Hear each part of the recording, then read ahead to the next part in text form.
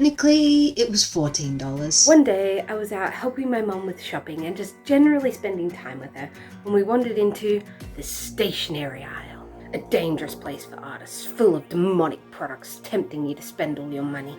A new pen, a new pencil, a new notebook or sketchbook and while we were in that aisle, walking past and definitely not going to give in to temptation, I saw it. A small square art book like all those mini sketchbooks artists seem to have these days. The only one in stock that they had though was a watercolor one, but conveniently, they also had a $10 palette of watercolors like right next to it. As in, on the opposite side of the stationery aisle and down a bit. I'd never liked watercolor paints before, had actively despised them for a while there, but all of those online artists had recommended owning and using a mini sketchbook day to day. And, well, it'd be a waste to have watercolor paper and no watercolor paints to use on it, right? So, how did $14 change my art forever then? At the time that I bought the mini sketchbook, I'd only been trying to actively learn art for 2 months or so. I mean, I'd drawn before and followed tutorials, but I'd never committed to learn. And in that 2 months, I didn't really make any artworks for fun. It was too intimidating. Starting an artwork meant coming up with an idea, finding fitting references for the idea, spending between 5 and 10 hours on Procreate drawing it, and then maybe I'd like the final result. Intimidating. That's why I had been kind of wanting a mini sketchbook already. A small canvas that I could do whatever I wanted with on any given day without any preconceived intentions, as felt necessary on my digital canvases. When I found and bought this sketchbook and paints, I also gave myself the chance to create, to freely create. To this day, almost everything that I paint and draw for creative entertainment, and for artistic study for that matter, is done with a reference. But the point is that I enjoy it, that I like doing it, and that I actually did it. The very first thing I painted was this Kakashi, and it was annoying and it took me 3 hours, and apparently still gets paint on my fingers when I touch it. And then I decided to draw his bedroom, because people are hard and environments are easy. I started off with a wash of this colour all over the background, because I heard that can help make the picture really blend together, and I think it worked. After that I did a layer of brown on the floor and the roof, I darkened the walls, I did the bed, I made sure there were areas that were blank enough for me to be able to paint the blue, and I did the bedroom, and I was really happy with this one. This one also took me 3 hours, but 3 hours isn't 5 hours, and it isn't 10 hours, and it isn't anything in between. It was easy, it was doable, and I could do it in one day. And then, for this section here that I'm covering, I'm sure you're very curious about it, I grabbed out a different sketchbook. And I sketched out a design for his dogs because I wanted to include a painting with all 8 of his dogs. I did it again, and I composed them all to the size of the paper, and it was great. And so I went on and I made the final copy. And this one also took me 3 hours. And I love it. This one is one of the ones I'm most proud of because I designed it all on my own. I did use references for what the dogs look like, but I composed it myself, and I'm very proud of that. And then I laid out the next sections, the next page plans, and I didn't stick to these plans, but I made the plans for the sketchbook, and I painted them, and I learnt a little bit, and I did a bit better. And for both of them, before I did them, I drew them in coloured pencils so that I wouldn't get them wrong in the paint, because I was still nervous, and I needed to prepare. And you'll never guess what I did for this one. I prepared it first. I did a practice run, and then I did the actual painting. And I love this one. This one's very pretty. And by this time I knew a little bit of the shading, and it was good, and I love this one. That's all I've done in this sketchbook so far. What? Kadris? That's all? But it's been months!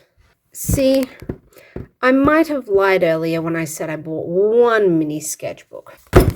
I actually bought 3 and spent $22 that day. It's the second sketchbook, and this pink A5 one, that saw me really starting to create for myself. This pink sketchbook is my messy sketchbook. It's where I do things that are messy. I make a mess in it. I make a mess in it and I have fun. Now this mini one was supposed to be my portable sketchbook, the one that I go out in public with, paint in public, sketch, whatever. That's what this one was supposed to be. It was supposed to also be a messy one. I'm pretty sure I haven't painted a single thing in public since I got it in any of the sketchbooks, but that was the intention. I started with experimenting around. I hadn't done water paint in a long time. I didn't really like it. So I experimented around with the traditional stuff. You know, you do a nice transition-y background thing and you do silhouettes on top, and it's nice and it's pretty, and it puts black ink on my fingers because I also used a fine liner pen to fill it in. And then I moved on and I started using references. It didn't work as well as I'd hoped, but I did it. I tried.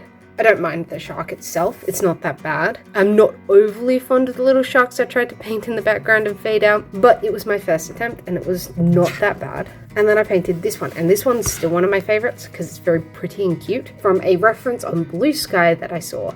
And it was a very pretty photo of a pink parrot and pink flowers, and so I kind of did an abstractish style of that. A photo of a building I found online that's very pretty. I liked, specifically with this one, I liked playing around with trying to make the lamps look like they glow. And I think I did well and I like it. And then I heard the phrase "come hell or high water" for the first time.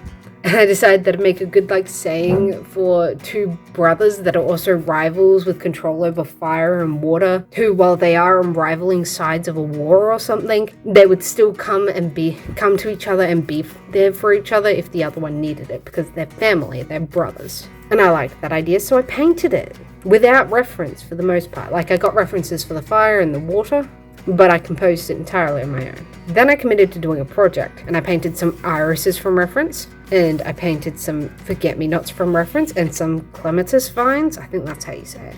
And the daisy had nothing to do with the project, but I painted it anyway because I didn't know what to paint. I've been doing a daily drawing challenge since before I bought the notebook. I practiced some perspective for a bit, painted another flower. All of these flowers were for the purpose of creating this mask for my YouTube channel. It's very pretty, I like it. It's very detailed, and I love this mask. It took me 5 hours, not including the flower studies I did first. I was told by my auntie, who is also an artist, that I should do an underpainting of the shades before I add the colours, and so I tried that and it worked really well for this bush. Then I decided I was going to paint 7 birds that I could post over 7 days. I didn't create them over 7 days, but I posted them over 7 days when I finished them. So we got a peacock, which for some reason I decided was a great bird to start with, and I had to draw every single line of those feathers. It took me so long. And then I did a green parrot, and I did a flamingo, and I love them too.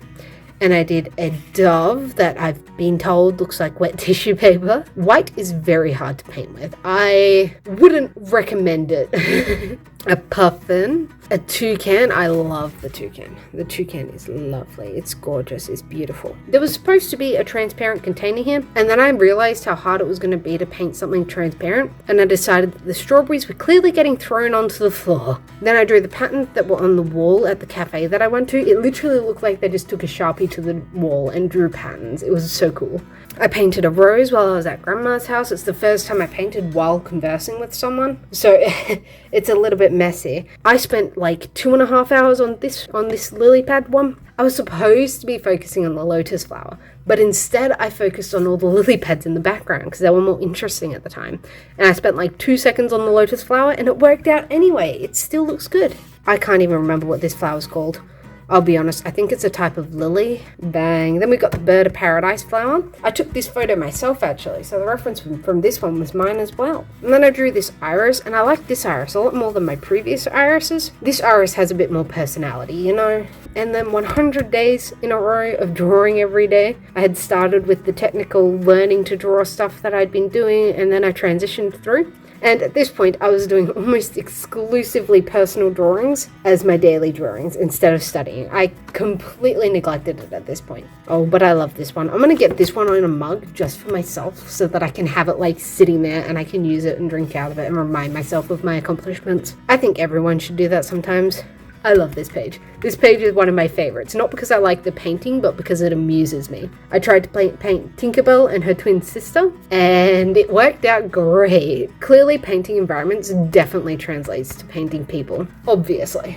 And then I asked my mum what I should paint, and she said I should paint a whale. So naturally, I painted an orca instead and a dolphin the next day. I love this dolphin. This dolphin is my favorite painting at the moment. It's my absolute favorite. See, after I spent that $14 on my watercolor supplies, my art changed forever in a few ways. I finally learnt watercolor painting, and I love it. I started making a lot more art that I love, like, and enjoy making. And my art has just generally improved in the practice I get from experimenting with my artworks and analyzing references. Ultimately, this entire video is me telling you that you should go get yourself a little mini sketchbook or a watercolor sketchbook or something and just draw. Just paint. Do it if it's bad or it's good or it's messy. Do it with references or do it from imagination. Just, for me, it was time to learn to love art. And maybe it's time for you to learn to love art again as well. Bye. If you liked today's video, then you'll also enjoy this video wherein I recount how I drew something every day for 100 days.